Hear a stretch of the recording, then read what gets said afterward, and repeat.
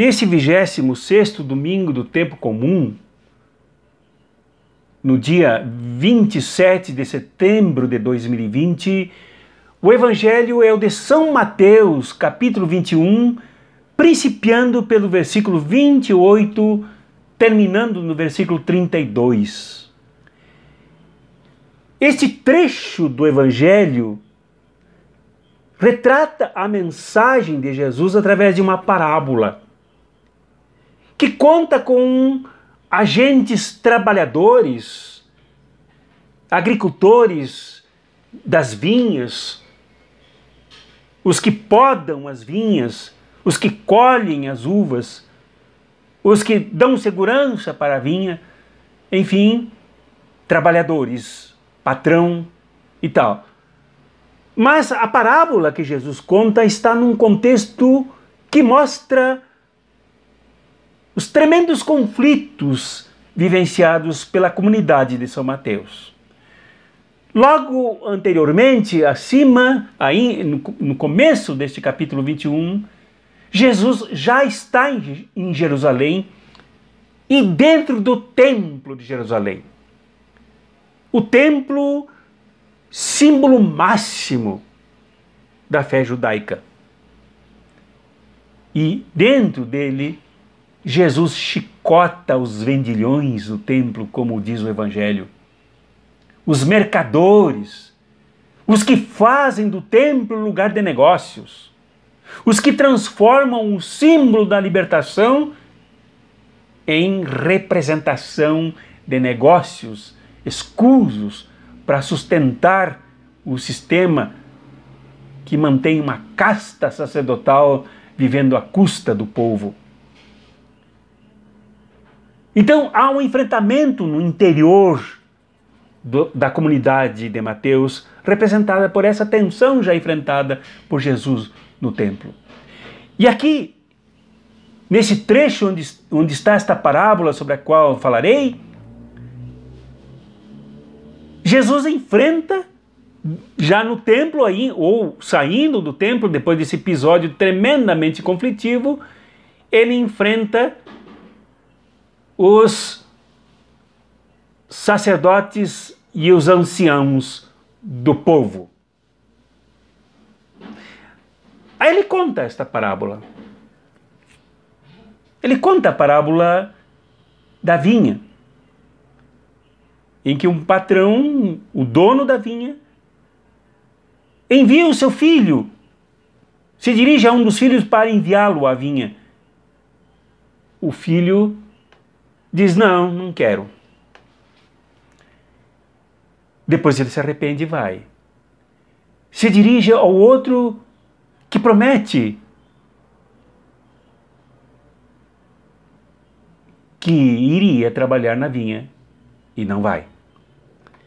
Então aqui, esta parábola, que termina com o principal dela, na sua conclusão, quando Jesus diz: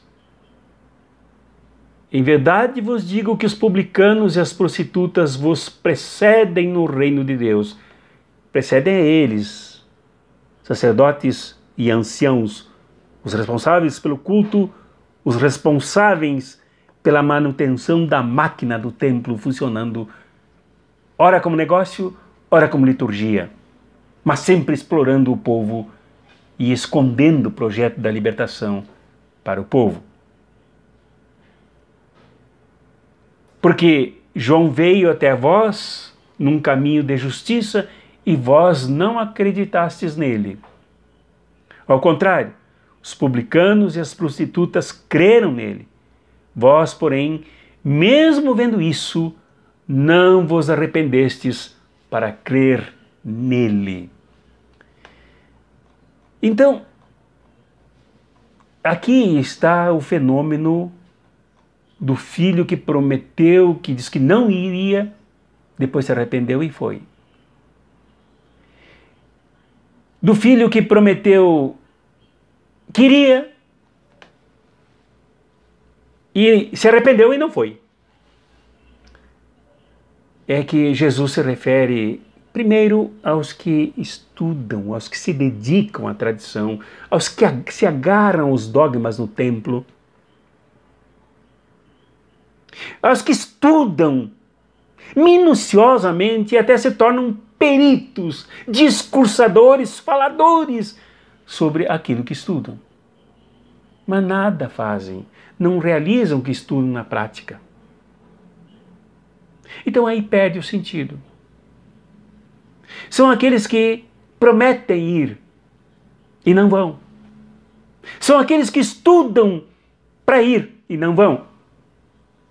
São aqueles que estudam sobre Deus, que se envolvem diuturnamente com as agendas extremamente sofridas do seu povo, mas eles não se envolvem.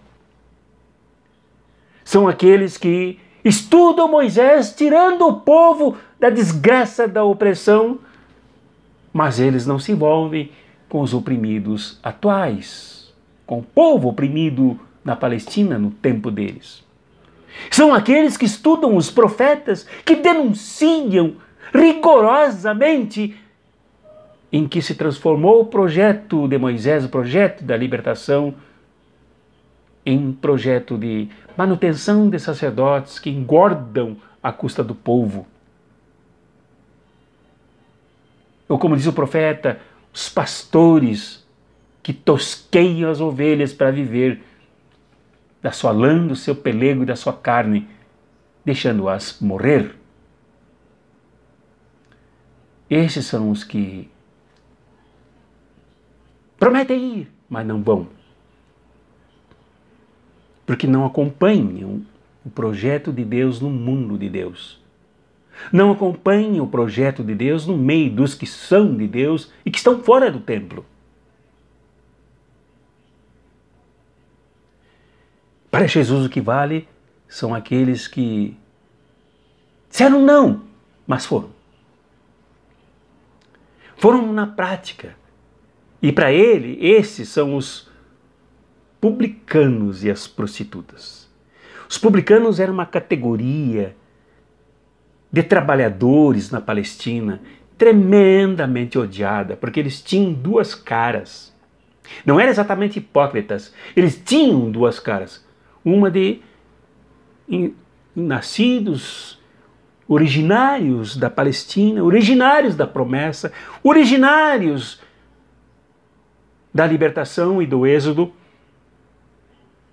E do outro lado eles se vendiam para o Império Romano, cobravam impostos para o Império Romano, corrompiam os impostos do Império Romano, criaram uma hierarquia dentro do sistema de cobrança de impostos, fazendo uns mais ricos e outros menos ricos, e outros simplesmente trabalhando como funcionários das alfândegas romanas, explorando o povo, arrancando do povo o sustento da máquina sanguinária de Roma e o seu exército de matança.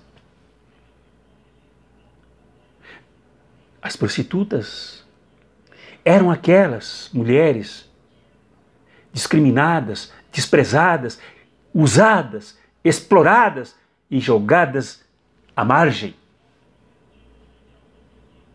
No entanto, publicanos e prostitutas também reproduziam os conflitos nas suas próprias comunidades, suas próprias famílias,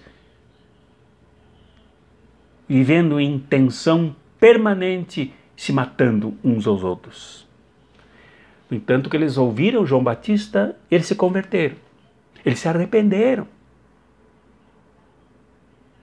Entenderam o projeto profético de João Batista. E agora com Jesus eles aderem a Jesus. São como aqueles que prometeram não ir, mas agora estão juntos. Se envolvem, participam do projeto trazido por Jesus e pré-anunciado por João o Batista. É isso que importa. Creio que no mundo de hoje a situação dos anciãos e sacerdotes do templo se repete. Com muito cristão preocupados com a religiosidade, preocupados, digamos assim, com o perfume da religiosidade, com a aparência da religiosidade, com a arte da religiosidade, com as suas várias manifestações, músicas, corais, duplas, duetos, instrumentos musicais, pregação, slides, filmes, vídeos, tudo para concentrar todo mundo no templo, que pode ser qualquer lugar. Um templo luxuoso, como se vê por aí, São Paulo, por exemplo, como um lugar que chamem de casa de oração, qualquer coisa, onde acontece a reprodução do mesmo projeto. Os que ficam ali, sem se importar com aqueles que padecem as tremendas injustiças, como aconteciam com as prostitutas e com os publicanos. Tão julgados, tão odiados, mas só entendidos por João Batista e por Jesus, pelo reino que Jesus trazia, que os convertia de dentro para fora, que se inoculava neles, fazendo-os florescer como a vinha que produz uva intensamente, trabalhadas por eles mesmos, agora como missionários de si e dos outros. Creio que isso se adapta, isso se ajusta, isso se harmoniza, tanto com relação à evangelização, que é tornar esta boa nova viva nas pessoas, como também na luta por transformar este mundo, cheios de anciãos e sacerdotes preocupados consigo mesmos, com seus projetos pessoais ou de grupo, usufruindo do que chega lá no poder e do poder é despejado as migalhas para eles, mas que os abastece de vaidades, de arrogância, dos que se acham melhores do que os outros.